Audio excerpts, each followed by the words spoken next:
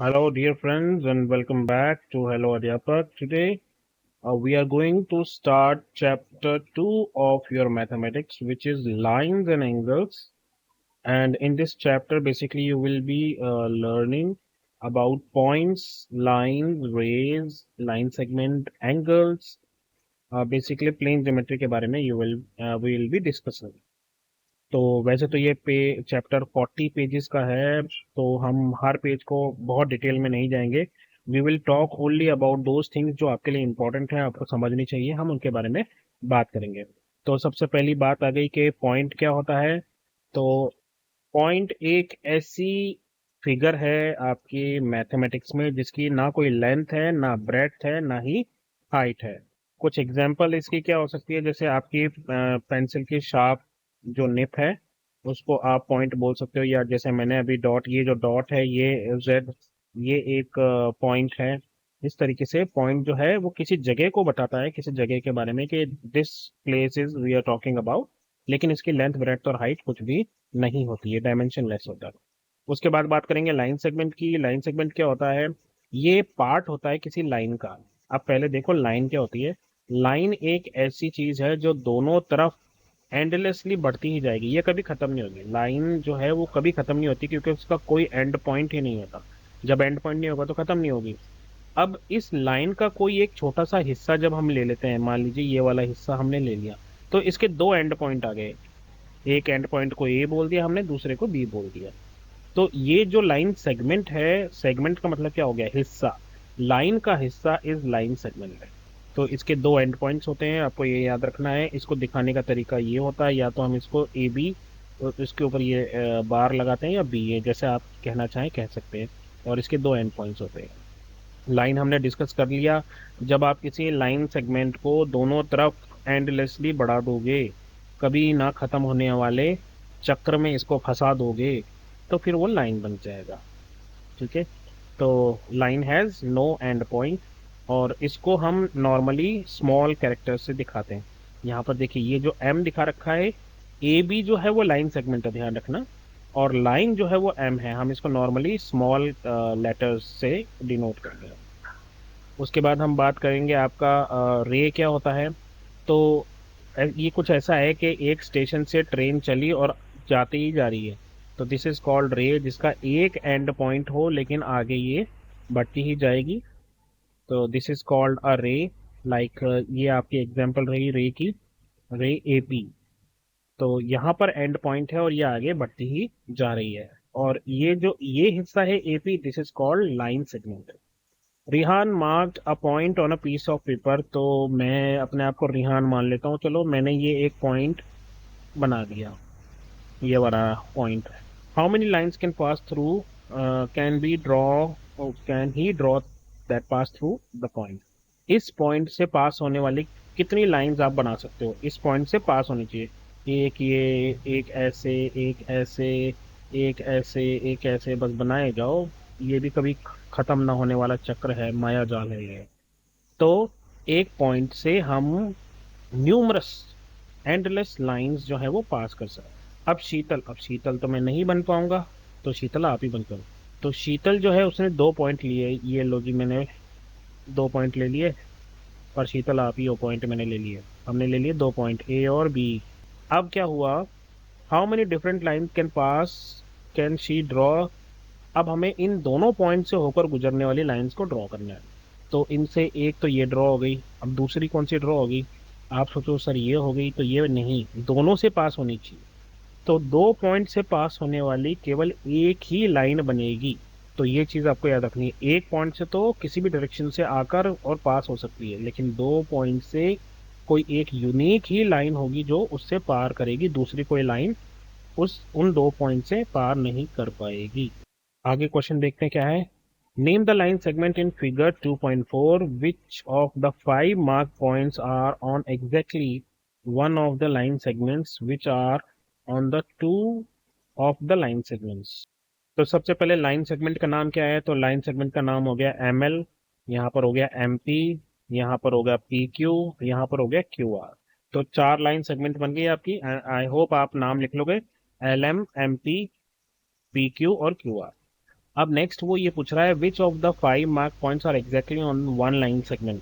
इनमें से कुछ पॉइंट्स जो है वो दो दो लाइन सेगमेंट के साथ जुड़े हुए हैं और कुछ पॉइंट जो है वो सिर्फ एक लाइन सेगमेंट के साथ जुड़े हुए हैं। तो ऐसे कौन कौन से पॉइंट है जो सिर्फ एक लाइन सेगमेंट से जुड़े हुए हैं? वो है एल।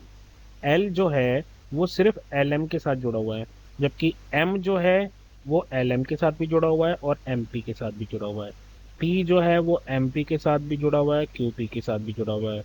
क्यू जो है वो पी क्यू के साथ भी जुड़ा हुआ है और क्यू आर के। तो एक एल और एक आर, ये दो पॉइंट्स हैं जो इसका आंसर है, और ये तीन जो है एम पी क्यू, ये इसका आंसर, क्योंकि ये दो लाइन सेगमेंट्स के हिस्सा है। थर्ड क्वेश्चन देखते हैं। Name the rays shown in the figure 2.5 is t the starting point of each of these rays। अब यहाँ पे रेज क्या है, देखिए यहाँ पे रेज है, एक तो रेज बन गई ये टी ए वाली, है ना, टी ए, और एक बन गई टी एन, और एक बन गई टी बी। तीन रेज हैं यहाँ पे एक टी एन, एक टी बी और एक टी एन। अब पूछ वो ये रहा है कि क्या टी जो है वो स्टार्टिंग पॉइंट है सभी रेज का? तो हाँ, टी जो है वो स्टार्टिंग पॉइंट है बाकी सभी का। तो इसका मतलब है ये जो टी है ये कॉमन पॉइंट है इन सभी रेज का, क्योंकि यहाँ पर भी टी ए है, यहाँ पर भी टी एन है, यहाँ टी बी है, सब जगह टी से ही स्टार्ट हो रहा है। तो टी टी टी सब जगह मौजूद है। Fourth, draw a rough figure and write labels appropriately to illustrate each of the following. Line O P and O Q meet at O. इसको मैंने लाइन क्यों कहा? इस सिंबल की वजह से, ये जो है देखिए दोनों तरफ एक्सटेंड हो रहा है, इधर भी जा रहा है और इधर भी जा रहा है। तो ये लाइन है, ये रे है जो एक ही तरफ जा रहा है, और अगर सिर्फ ऐसे होता तो लाइन सेगमेंट होती। अब हमारे पास अब हम पहले ओपी बना लेते हैं, तो इस तरीके से ओपी बन जाएगा। ये ओपी बन गया। इसको पॉइंट ले लेते हैं ओ, और इसको पॉइंट ले लेते हैं ओपी और ओ क्यू। तो ओ क्यू जो है वो भी यहीं कहीं बनेगा इस तरह से, है ना, ये ओ और ये क्यू। तो ओपी और ओ क्यू जो है वो मीट कर रहे हैं एट पॉइंट ओ। यही हमें फिगर में दिखाना था, हमने दिखा दिया। नेक्स्ट है एक्स वाई रे जो है वो पी क्यू के इंटरसेक्ट कर रही है एट पॉइंट एम। तो पहले आप पी क्यू बना लो, आपने ये पी क्यू बना ली, और इसको नाम दे दो पी और क्यू। तो यहाँ पर आप लिख दोगे पी, यहाँ पर आप लिख दो क्यू। अब आपको एक रे लेनी है एक्स वाई जो पी क्यू को एम पॉइंट पे इंटरसेक्ट करेगी। इंटरसेक्ट का मतलब है काटेगी या टच करेगी या इसके थ्रू पास होगी। तो हम कोई भी एक रे ले लेते हैं, इस तरीके से एक रे लेते हैं, या यहाँ स्टार्टिंग पॉइंट बना लेते हैं इसका, और ये इधर जाए जा रहा है रे, तो इसका नाम हो जाएगा एक्स वाई। और ये जो है इसको कहाँ पर कट कर रही है? At point M. तो इस तरीके से आपको ये दिखाना है। सी है line L contains point E and F but not point D. अब एक लाइन बना लो एल, तो हमने लाइन बना ली एल, हम इसको स्मॉल से रिप्रेजेंट करेंगे एल, और इस पे दो पॉइंट दिखाने हैं हमें, ई, ये ई पॉइंट और ये एफ पॉइंट। लेकिन एक पॉइंट और बनाना है हमें डी, लेकिन ये डी पॉइंट इस पर नहीं होना चाहिए, इस पर नहीं होना चाहिए, तो कहीं और बना लो, हम यहाँ बना लेंगे, अपना क्या जा रहा है, ये बन गया बस।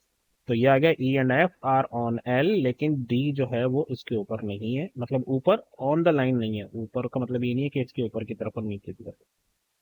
D, point P lies on A B. अब ए बी बना लो, और बना लो ए बी, ये रहा ए और ये रहा बी, और इसके ऊपर कोई पॉइंट बनाना है पी, तो कहीं पर भी बना लो, ये पी बन गया, और क्या चाहिए। Fifth question, in figure 2.6 name. अब हमें नाम देना है किसके? 5 पॉइंट्स के। तो 5 पॉइंट कौन से हो गए? ये डी एक पॉइंट है, ई एक पॉइंट है, ओ है, सी है, बी है। तो 1 2 3 4 5, ये पांचों के पांचों आप यहाँ लिख सकते हो पॉइंट। आप कैसे लिखोगे? डी, फिर कॉमा ई, फिर कॉमा ओ, फिर सी, बी। अ लाइन, एक लाइन हमें रिप्रेजेंट करनी है, तो आप लाइन जो है वो रिप्रेजेंट कर सकते हो। देखो ये लाइन नहीं है, ध्यान रखना, ये रे हो गई, ये भी रे हो गई, तो लाइन यही बची, कौन सी? D B. तो आप यहाँ लिख दोगे डी बी एक लाइन है, और 4 रेज बतानी है हमें, रेज। अब आप सोचोगे सर यहाँ तो 2 ही रेज है, एक ये और एक ये, क्यों भाई? यहाँ पर भी तो रेज हैं। रेज के लिए चाहिए क्या? बस एक स्टार्टिंग पॉइंट, एक स्टार्टिंग पॉइंट और एक इधर बढ़ते जाओ, बस एक ही एंड पॉइंट चाहिए उसका। तो एक तो बन गई ये वाली, इसका नाम नहीं दे रखा, छोड़ दो चलो। ये ले लो, ओ सी बन गई। ओ सी के बाद दूसरी बन जाएगी आपकी ओ ई। अब आप सोचोगे सर ओ ई तो लाइन सेगमेंट है। अरे भाई, अगर मैं थोड़ी देर के लिए इस डी पॉइंट को भूल जाऊं और मैं ऐसे बना लूं इसको, यहाँ लिख दूं ओ और यहाँ लिख दूं ई, तो ये है तो रे ही ना, ये रे ही तो बनी।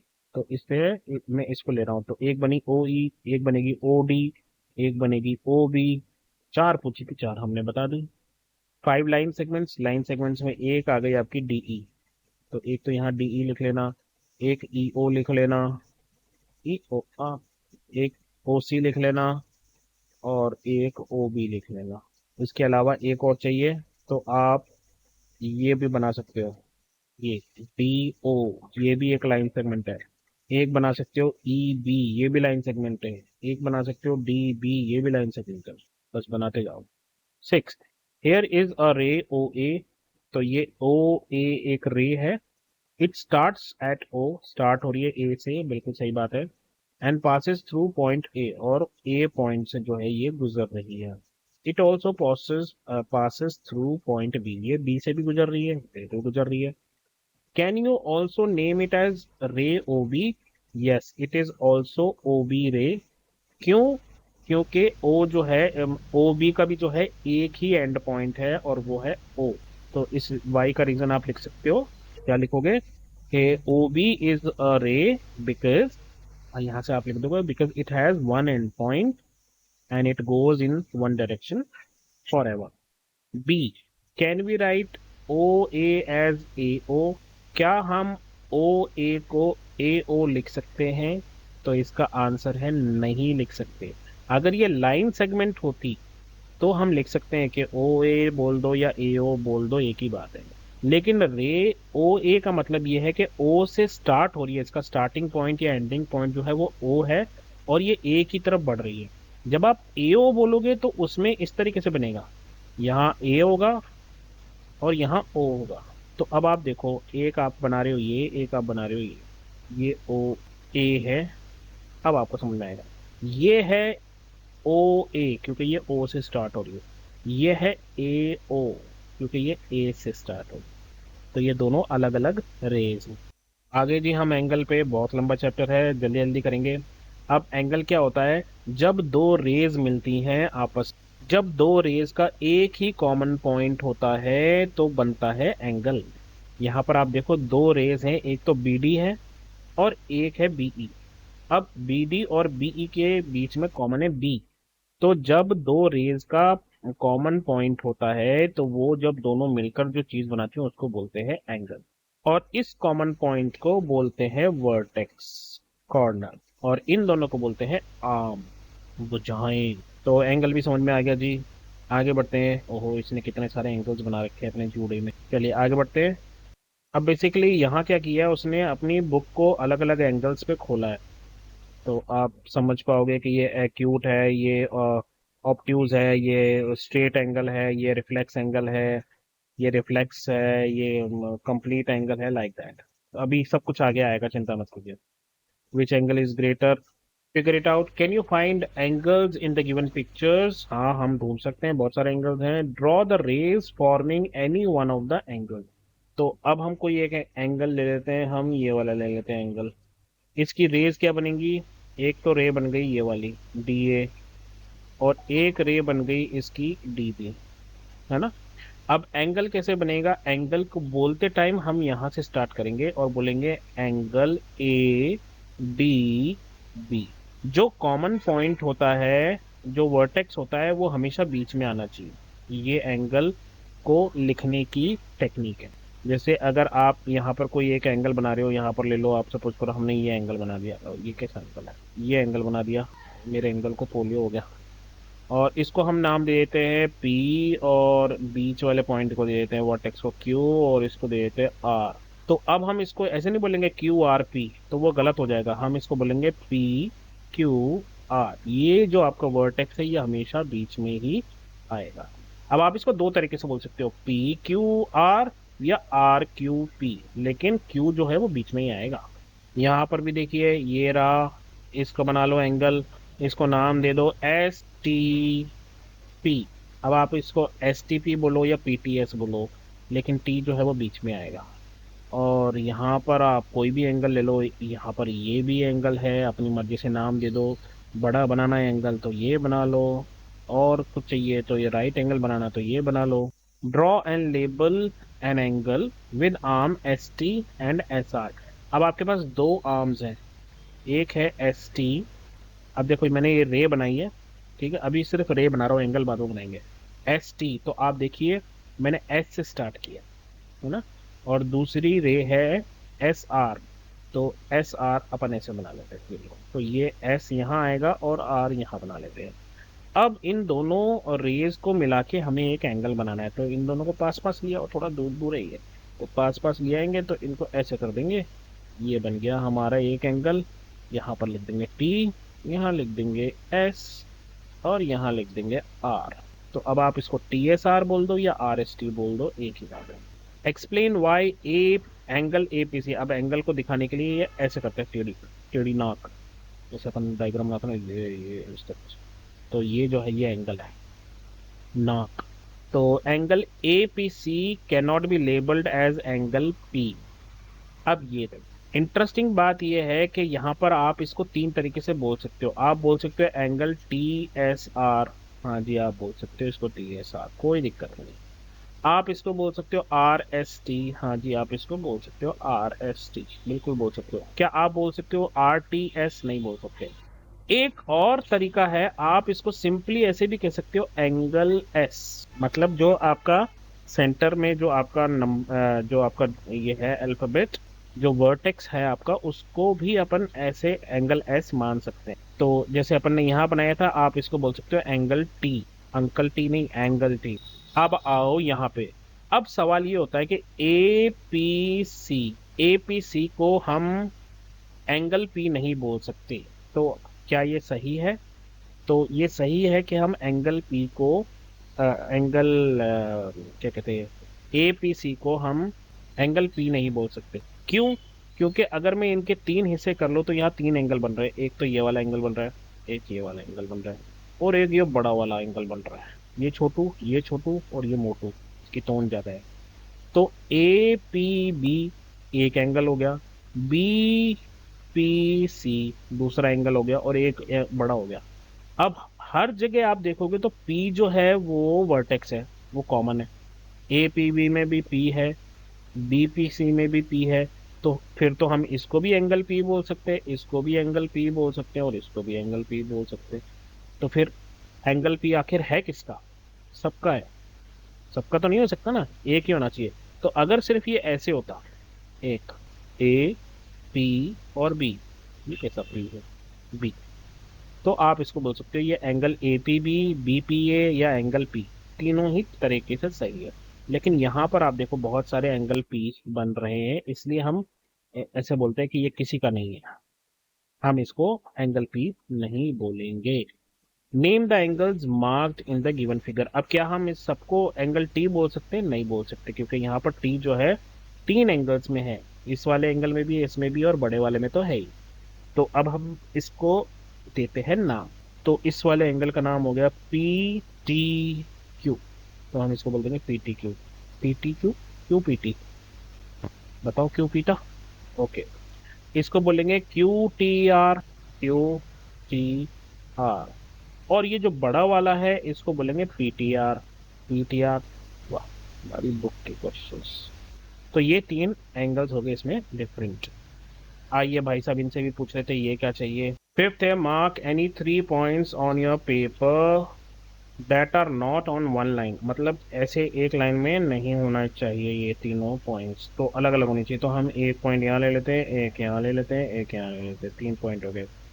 और इनको नाम दे देते ए बी और सी।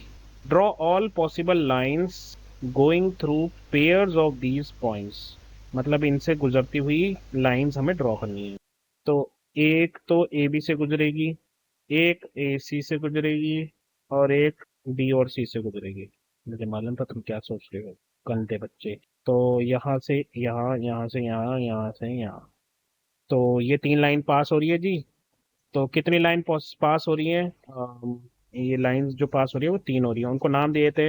आप चाहो तो इनको ए बी भी बोल सकते हो, या मैं इसको बोल दूंगा लाइन एल, ये लाइन एम और ये line N. How many angles can you name using A B C? तो एक एंगल तो ये बना, इसका नाम हो गया ए बी सी। एक एंगल ये हो गया ए सी बी, और एक एंगल ये हो गया बी ए सी।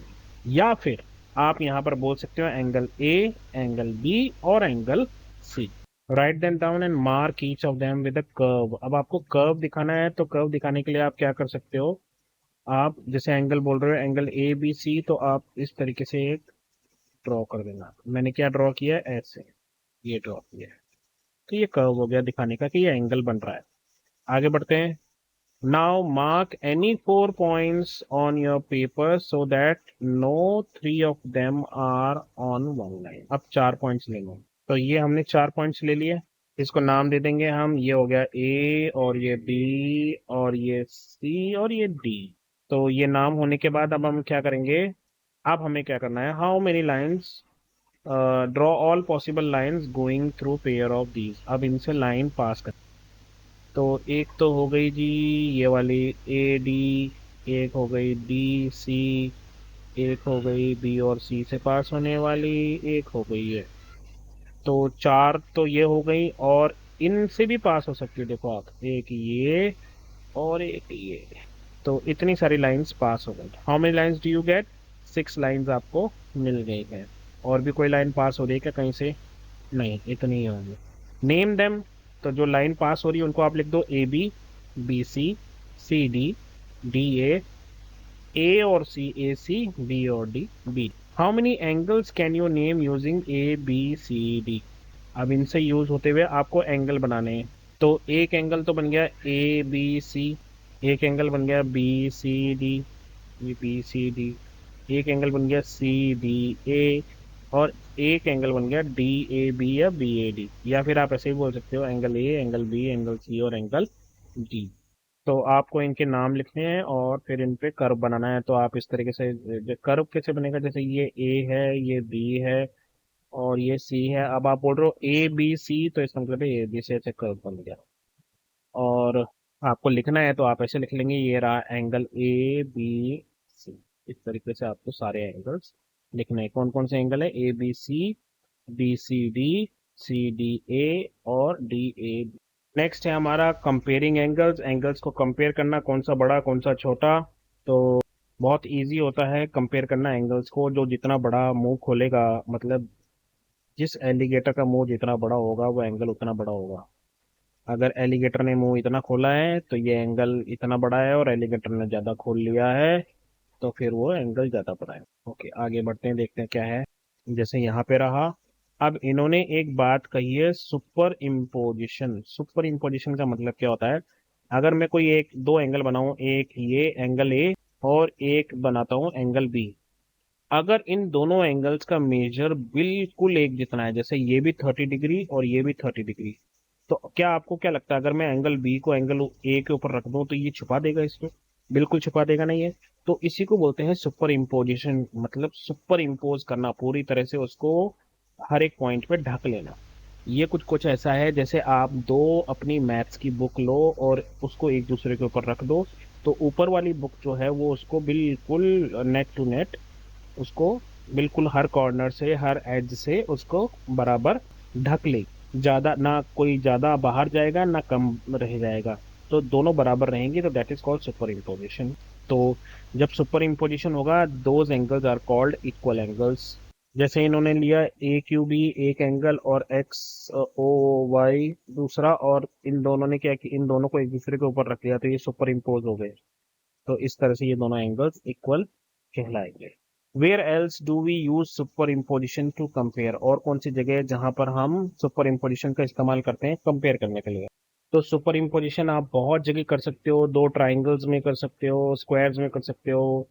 Best example, real life example ये है, अपना लेफ्ट हैंड देखिए और अपना राइट हैंड देखिए। अब दोनों को हाथ जोड़ के नमस्ते कीजिए। तो जब आप नमस्ते कर रहे हैं तो इन दोनों ने एक दूसरे को सुपर इम्पोज कर लिया है। अब हाथ नीचे कर लो। आगे बढ़ते हैं। In each case determine which angle is greater and why. A O B, ये रहा ए ओ बी, ये वाला एंगल और एक्स ओ वाई, ये वाला एंगल। तो दोनों में से कौन सा बड़ा है? ऑब्वियसली ए ओ बी बड़ा है ना, क्योंकि एक्स ओ वाई जो है वो ए ओ बी के अंदर ही है। तो जो एक्स ओ वाई जो है वो स्मॉलर होगा ए ओ बी से। ए ओ बी और X O B, X O B, X O B ये भी स्मॉलर होगा, राइट। एक्स ओ बी और X O C, X O B और एक्स ओ सी, तो ये दोनों तो एक ही एंगल है ना, क्योंकि बी और सी जो है वो दोनों एक ही लाइन सेगमेंट पर मौजूद है। Which angle is greater? X O Y, कहाँ है एक्स ओ वाई? ये रहा एक्स ओ वाई और ए ओ बी, ये इन दोनों में से कौन सा बड़ा है और क्यों? इंटरेस्ट। ओके, पहले हम बात करेंगे इस एंगल की। ये जो एंगल है ए ओ वाई, ये दोनों एंगल्स के साथ प्लस हो रहा है। कैसे? देखो, जब मैं बात करता हूँ एक्स ओ वाई की, तो इसमें ये एंगल मौजूद है। मैं कह सकता हूँ ये एंगल 1 और एंगल 2 दोनों मिलकर जो है ये पूरा बन रहा है। और अगर मैं बात करता हूँ एंगल ए ओ बी की, तो इस वाले एंगल को मान लेता हूँ 3, है ना। तो मैं ये कह सकता हूँ कि अगर मैं एक्स ओ वाई को लिखूँ तो मैं लिखूंगा 1+2, सही बात है। और अगर मैं ए ओ बी को लिखूंगा तो मैं इसको लिखूंगा 2+3। अब 2 तो दोनों में ही है, तो ये तो दोनों जगह बराबर ही होगा। तो इसका मतलब ये है, अगर 1 बड़ा होगा तो 1+2 बड़ा होगा, और अगर 3 बड़ा होगा तो 2+3 बड़ा होगा। मैं क्या कहना चाहता हूँ, जैसे अगर मैंने यहाँ पे दो ऐसे ले लिए, ये तराजू ले लिया, कैसा तराजू है, चलो मान लो ये तराजू है। मेरी ड्राइंग इतनी अच्छी है ना कि बस प्राइज रहते रहते मिलते मिलते रह गए मुझे। तो अब मैंने इसमें इसमें एंगल 2 डाल दिया और इसमें एंगल 2 डाल दिया। एंगल 2 कौन सा है? ये वाला बीच वाला, ये वाला। अब ये मैंने दोनों जगह डाल दिया तो क्या होगा? किस तरफ झुकेगा? किसी भी तरफ नहीं झुकेगा, क्योंकि ये दोनों तो इक्वल है। अब मैंने एक तरफ डाला 1 और एक तरफ डाल दिया एंगल 3। अब ये जिस तरफ झुकेगा, इसका मतलब है वो वाला भारी हो गया, बड़ा हो गया। तो अगर ये इधर झुकेगा तो एंगल 3 बड़ा हो गया, अगर ये इधर झुकेगा तो एंगल 1 बड़ा हो गया, करेक्ट है, क्योंकि 2 तो दोनों में सेम ही है। इधर आधा किलो मिठाई रख दी, इधर आधा किलो मिठाई रख दी, और फिर मैंने और मिठाई डाल दी थोड़ी थोड़ी, तो झुकेगा कौन सा? जिधर ज्यादा मिठाई होगी, दूसरी बार में जो डाली मैंने। तो अब आप देखो, एंगल 1 बड़ा है कि एंगल 3 बड़ा है, ये देखने से ही पता चला एंगल 1 बड़ा है। तो अगर एंगल 1 बड़ा है तो 1+2 वाला ये जो है नीचे जाएगा, तो इसका मतलब है 1+2 जीत गया है। और ये वाला कौन सा एंगल है? ये है एक्स ओ वाई। तो आपका कौन सा एंगल बड़ा है? एक्स ओ वाई है। और रीजन में मैं इसका आंसर आपको लिख के दिखाऊंगा। तो आप इसका आंसर इस तरीके से लिख सकते हो। हमने लिख दिया एक्स ओ वाई 1+2 है, ए ओ बी 2+3 है, लेकिन 2 जो है वो कॉमन है दोनों में। और हमने ये भी देखा है कि 1 जो है वो 3 से बड़ा है, तो 1+2 बड़ा होगा 2+3 से। इसका मतलब है 1+2 क्या है? एक्स ओ वाई बड़ा हो गया ए ओ बी से। अभी बहुत सारा चैप्टर आपका बाकी है, लगभग आधा ही हुआ है, और हमारा वीडियो काफ़ी लंबा हो गया है। तो हम ऐसा करते हैं, हम इस चैप्टर को 2 पार्ट्स में करेंगे। तो आज के लिए बस इतना ही। अपना ध्यान रखिए, मम्मी पापा का कहना मानिए, और अगर कोई प्रॉब्लम आए तो नॉक कीजिए और बोलिए हाँ हेलो अध्यापक। Take care, bye bye, have fun.